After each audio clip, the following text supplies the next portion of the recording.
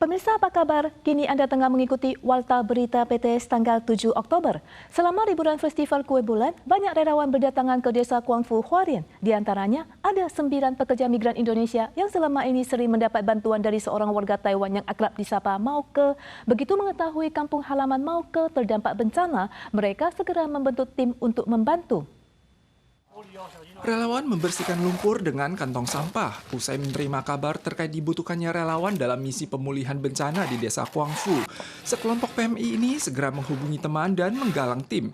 Mereka mengorbankan hari liburnya untuk menuju Hualien. 2 di antaranya berangkat dari Taipei menuju Hualien dengan mengendarai motor. Berapa jam dari Taipei ke sini? 8. 1天早上开始。 Penggalang aksi kali ini adalah Mauke yang telah membantu para PMI di Pelabuhan Auti di distrik Kongliao dalam jangka panjang. Ternyata sosok yang menjalin hubungan erat dengan PMI ini adalah warga Desa Kuangfu. Ia rutin mendonasikan materi mencakup sepatu, selimut, pakaian musim dingin bagi para ABK migran. Oleh sebab itu, ajakan ini langsung direspons PMI tanpa ragu sebagai wujud balas budi mereka. 帮我们一下。你说什么？然后我叫大哥。 不好意思，可以帮我们吗？我们这坏掉，然后他帮我们，谢谢大哥。 Karena kejadian begini ada juga di Indonesia, jadi sama kita saling rasa, saling bantu. Selain membalas budi kepada Mauke, PMI menyampaikan bahwa mereka juga sempat menyaksikan kampung halaman sendiri dilanda bencana, sehingga mereka bisa mengerti perasaan dan kebutuhan para korban. Mereka berharap dapat menunjukkan kepedulian terhadap masyarakat Taiwan melalui sumbangsih kali ini. Sebuah kabar duka dilaporkan di tengah upaya pemulihan bencana di Desa Kuangfu, Hualien. Seorang pemilik mesin pengerup asal Taoyuan yang turut membantu pembersihan mengalami luka tusuk di kaki dan terinfeksi hingga menyebabkan sepsis. Ia meninggal dunia pada hari raya pertengahan musim gugur kemarin. Mesin keruk terlantar di lahan kosong perusahaan, ditinggalkan selamanya oleh sang pengemudi. Relawan dari segala penjuru tiba di Desa Kuangfu untuk membantu misi pemulihan bencana di Hualien. Pemilik bengkel mesin keruk di Taoyuan, Ling Hongsen, meninggal pada malam Festival Kue Bulan setelah menderita sepsis akibat infeksi di kaki kiri yang dialami saat pertolongan bencana. Keluarganya sangat terpukul. 他在看到那些新闻的时候，就是很不舍光复村的那些人，然后 就是直接放下自己手边的工作去帮忙，很舍不得他这样愿意去做公益啊，结果最后回来却是这样子。 Pada hari kedua bencana Desa Kuangfu, operator mesin keruk ini menangguhkan pekerjaannya dan mengemudi truk berisi 2 mesin keruk ke area bencana bersama keponakannya.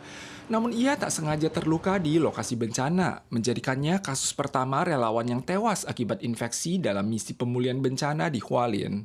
灾区的环境就是有很多的泥土、污水，而且有时候穿刺伤，如果伤口比较深的话，就有可能会让细菌带到比较深部的组织。 Hari ini MOHW mengunjungi kediaman korban dan menyerahkan santunan sebesar $200.000. Presiden Lai Ching-te juga menyampaikan bela sungkawa dan terima kasih atas sikap welas asih korban dalam membantu sesama. Sebuah insiden kekerasan terjadi di stasiun kereta api Wuchen, Taichung, di mana seorang pria nekat memasuki stasiun tanpa tiket. Saat petugas menghentikannya, ia mendorong petugas hingga terjatuh dari peron dan mengalami patah tulang. Pelaku kemudian kabur sambil membawa koper, tetapi ia berhasil diringkus polisi pada malam harinya.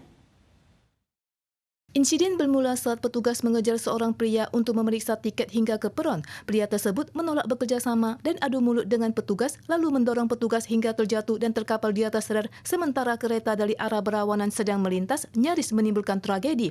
Pria pelaku kemudian melarikan diri dengan kopernya, tetapi seluruh kejadian terekam kamera pengawas. Petugas kebersihannya menyaksikan keseluruhan peristiwa, memotret wajah pelaku sebelum bergegas menarik petugas korban naik kembali ke peron.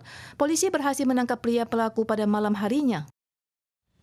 Pasar tenaga kerja global terus menghadapi masalah kekurangan pekerja struktural. Artinya, lowongan kerja tersedia tetapi sulit menemukan tenaga yang sesuai. Tak hanya menghadapi masalah krisis tenaga kerja jangka panjang, terutama pada sektor manufaktur, restoran, konstruksi, layanan medis, dan perawatan, Taiwan juga mengalami masalah tingkat pergantian karyawan yang tinggi.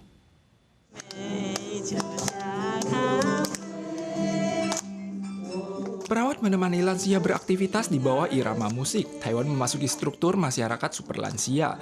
Kebutuhan terhadap sektor perawatan jangka panjang sangat besar. Beban kerja yang berat menyebabkan banyak staf yang mengundurkan diri, sementara minat partisipasi kalangan muda masih relatif rendah.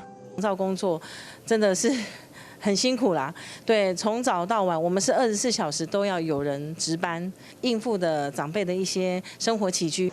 Industri perhotelan juga mengalami krisis SDM. Menurut statistik Ditjen Pariwisata, industri perhotelan diperkirakan butuh sekitar 6.600 staf dan berharap dapat mendatangkan PMA untuk mengisi lowongan tersebut.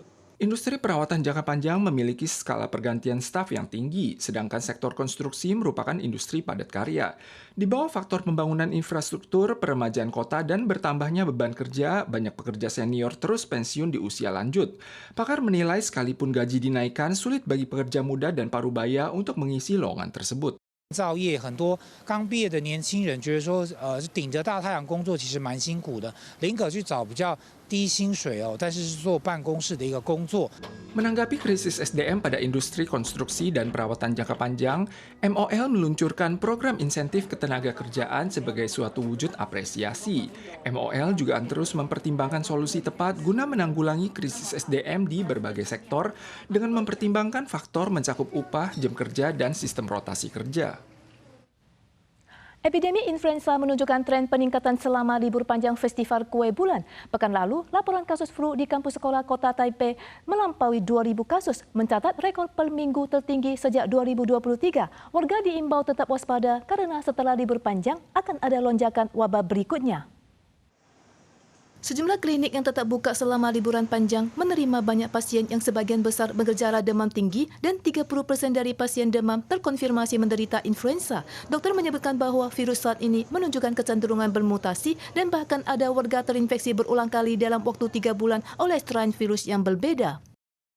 Penyebaran kasus yang dominan saat ini adalah flu tipe A. Ada pula pasien yang terinfeksi flu tipe B. Pada minggu terakhir bulan September, jumlah kunjungan pasien rawat jalan dan gawat darurat dengan gejala mirip flu mencapai lebih dari 120.000 orang. Lonjakan kasus yang paling banyak dan cepat terjadi di lingkungan sekolah. Di kota Taipei saja, laporan kasus flu di sekolah pada pekan lalu mencapai 2.181 orang, meningkat 30% dibandingkan pekan sebelumnya. Para pemirsa sekalian, sekian Warta Berita PTS. Selanjutnya mari kita saksikan Festival Kembang di Australia. Kita suara lagi di lain kesempatan, tentu saja dalam waktu dan acara yang sama. Sampai jumpa.